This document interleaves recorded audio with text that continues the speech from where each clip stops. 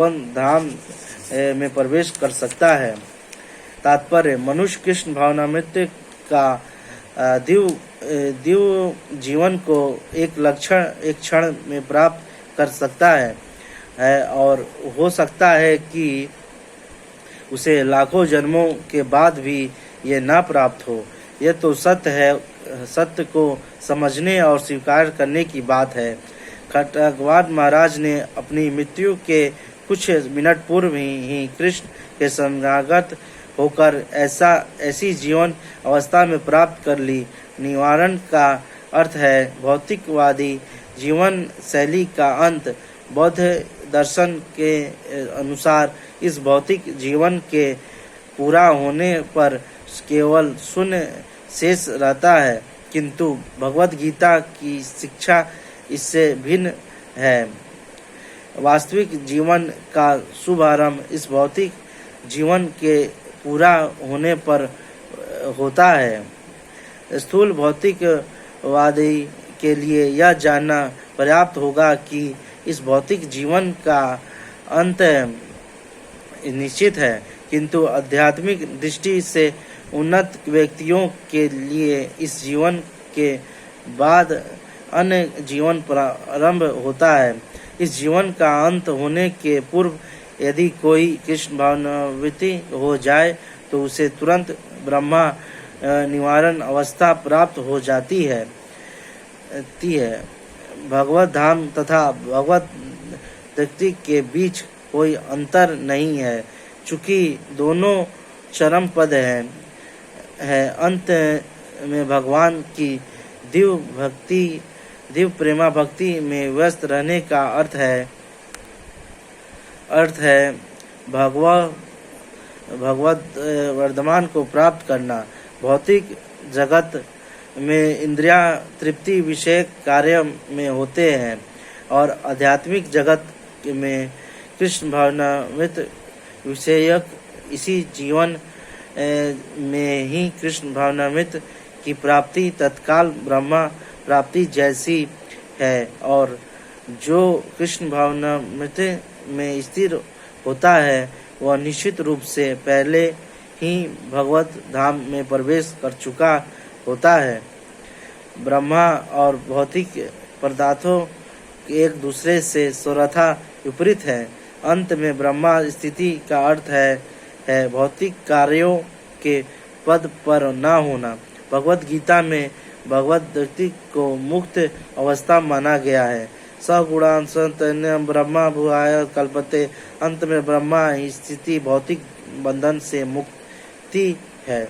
श्रील भक्ति विनोद ठाकुर ने भगवत गीता के इस द्वितीय अध्याय को संपूर्ण ग्रंथ के प्रतिपाद के विषय के रूप में संक्षिप्त किया है। भगवत गीता के प्रतिपाद में कर्म योग, ज्ञान योग तथा भक्ति योग, इस द्वितीय अध्याय में कर्म योग तथा ज्ञान योग की स्पष्ट व्याख्या हुई है एवं भक्ति योगों की भी झांकी दे दी गई है। इस प्रकार श्रीमद् भागवत गीता के द्वितीय अध्याय गीता का सार का भक्ति वेदांत तात्पर्य पूर्ण हुआ। अध्याय 3 कर्म योग। अर्जुन वाच्य: ज्यासी चेत कर्मण से मता बुद्धि जनाधान ताकि कर्मणे घोर माँ निवसति केशव। अर्जुन ने कहा, हे जनार्दन, हे केशव, यदि आप बुद्धि को सकाम कर्म से श्रेष्ठ समझते हैं तो फिर आप मुझे इस घोर युद्ध में क्यों लगाना चाहते हैं। तात्पर्य: श्री भगवान कृष्ण ने पिछले अध्याय में अपने घनिष्ठ मित्र अर्जुन को संसार के शोक सागर से उबारने के उद्देश्य से आत्मा के स्वरूप का विशेष वर्णन किया है और आत्मा साक्षात्कार के जिस मार्ग की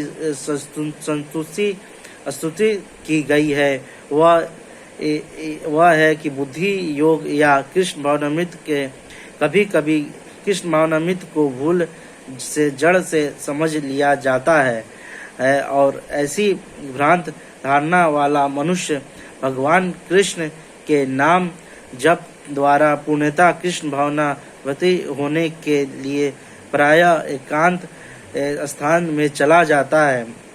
किंतु कृष्ण भावनामृत दर्शन में परिचित हुए बिना एकांत स्थान में कृष्ण नाम जप करना ठीक नहीं है। इससे अबोध जनता से केवल सचित प्रसन्नता प्राप्त हो सकेगी। अर्जुन को भी कृष्ण भावनामृत या बुद्धि योग से ऐसा लगा मानो कि वह सक्रिय जीवन से संन्यास लेकर एकांत स्थान में तपस्या का अभ्यास हो। दूसरे शब्दों में वह कृष्ण भावनामृत को बहाना बनाकर चातुर्यपूर्वक युद्ध से भी जुड़ना चाहता था, किंतु एक निष्ठ शिष्य होने के नाते उसने यह बात अपने गुरु के समक्ष रखी और कृष्ण से सर्वोत्तम कार्यों विधि के विषय में प्रश्न किया। उत्तर में भगवान ने तृतीय अध्याय में कर्म योग अर्थात कृष्ण भावनामृत कर्म का विशेष व्याख्या की। व्यामेशेन वाक्येन बुद्धि मोहन शिव में तत्व कहते वद निश्चय तेने सरसाम अमुनम। आपके व्यामिश अनेक काथक उपदेशों से मेरी बुद्धि मोहित हो गई है।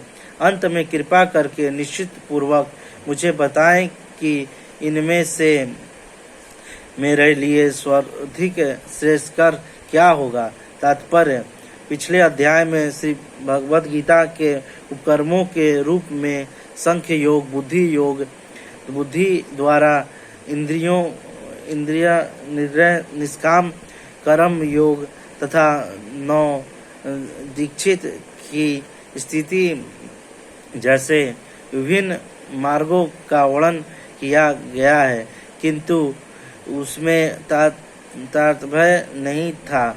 कर्म करने तथा समझने के लिए ये मार्ग की अधिक व्यवस्थित रूपरेखा की आवश्यकता होगी।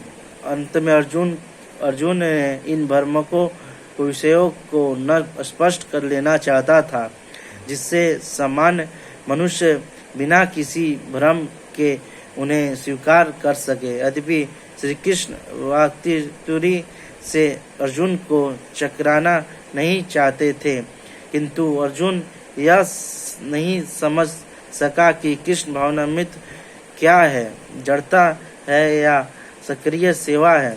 दूसरे शब्दों में अपने प्रश्नों से वह उन समस्त शिष्यों को के लिए जो भगवद गीता के रहस्य को समझना चाहते हैं कृष्ण भावनामृत का मार्ग प्रश्न कर रहा है।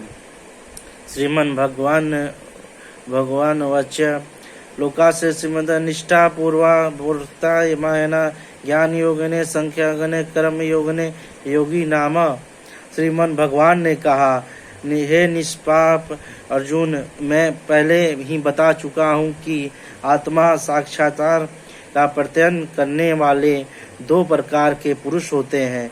कुछ इस ज्ञान योग द्वारा समझने के प्रत्ययन करते हैं तो कुछ भक्ति भयमय से सेवा के द्वारा। तात्पर्य द्वितीय अध्याय के 29वें श्लोक में भगवान ने दो प्रकार की पद्धति का उल्लेख किया, संख्य योग तथा कर्म योग या बुद्धि योग। इस श्लोक में इनकी और अधिक स्पष्ट विवेचना की गई है। संख्य योग अथवा आत्मा तथा पदार्थ की प्रकृति का वैश्विक अध्ययन उन लोगों के लिए है जो व्यवहारिक ज्ञान तथा दर्शन द्वारा वस्तुओं का चिंतन एवं मनन करना चाहते हैं, और दूसरे प्रकार के लोग कृष्ण भावनामृत में कार्य करते हैं, जैसा कि द्वितीय अध्याय के 61वें श्लोक में बताया गया है। 29वें श्लोक में भी भगवान ने बताया कि बुद्धि योग या कृष्ण भावनामृत के सिद्धांतों पर चलते हुए ये मनुष्य कर्म के बंधन से छूट सकता है तथा इस पद्धति में कोई दोष नहीं है। 61वें श्लोक में इसी सिद्धांत को और अधिक स्पष्ट किया गया है कि बुद्धि योग पूर्णता परम ब्रह्मा विशेषता कृष्ण पर आश्रित है और इस प्रकार से समस्त इंद्रियों को सरलता से वश में किया जा सकता है। अंत में दोनों प्रकार के योग धर्म तथा दर्शन के रूप में अन्योचित या है। दर्शन विहीन धर्म मात्र भाव कुता या कभी कभी धर्म बनता है और धर्म विहीन दर्शन मानसिक उपता है। अंतिम लक्ष्य तो श्री कृष्ण है, क्योंकि जो दार्शनिक जन परम सत्य है कि खोजे करते हैं वे अनंत कृष्ण भावनामृत को प्राप्त होते हैं। इसका भी उल्लेख भगवत गीता में मिलता है।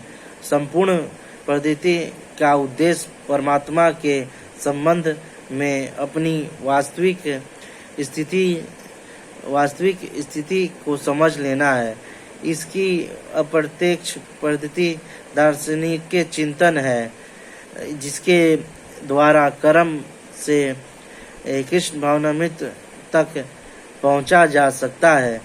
प्रत्यक्ष पद्धति में कृष्ण भावनामृत में ही प्रत्येक वस्तु से अपना संबंध जोड़ना होता है। इन दोनों में से कृष्ण भावनामृत का मार्ग श्रेष्ठ है, क्योंकि इसमें दार्शनिक के पद्धति द्वारा इंद्रियों को विमल नहीं करना होता। कृष्ण भावनामृत स्वयं ही शुद्ध करने वाली प्रक्रिया है और भक्ति की प्रत्यक्ष विधि सरल तथा दिव्य होती है। न कर्मण्यवशत कर्म पुरुषार्थ सुते न च संन्यासोदेत सिद्धि समगति गच्छति। न तो कर्म से विमुख होकर कोई कर्म फल से छुटकारा पा सकता है और न केवल संन्यास से सिद्धि प्राप्त की जा सकती है। तात्पर्य भौतिकवादी मनुष्यों के हृदयों को विमल करने के लिए जिन कर्मों का विधान किया गया है उनके द्वारा शुद्ध हुआ मनुष्य ही संन्यास ग्रहण कर सकता है। शुद्धि के बिना अनायास संन्यास ग्रहण करने से सफल नहीं मिल पाती। ज्ञान योगियों के अनुसार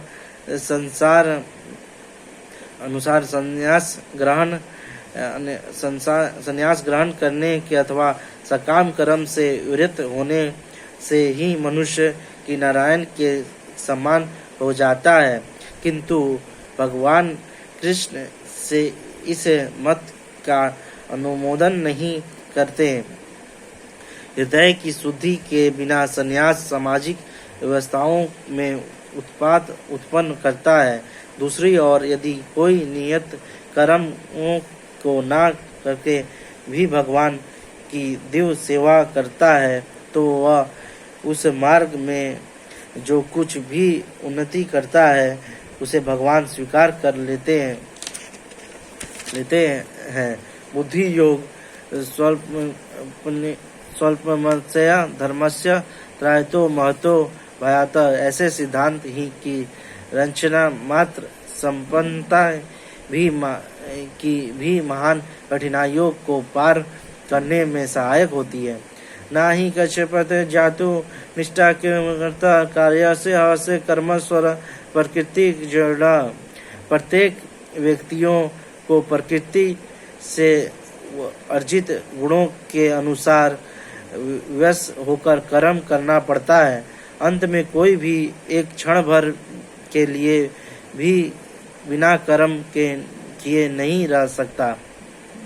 तात्पर्य यह देहधारी जीवन का प्रश्न नहीं है, अपितु आत्मा का यह स्वभाव है कि वह सदैव ही सक्रिय रहता है।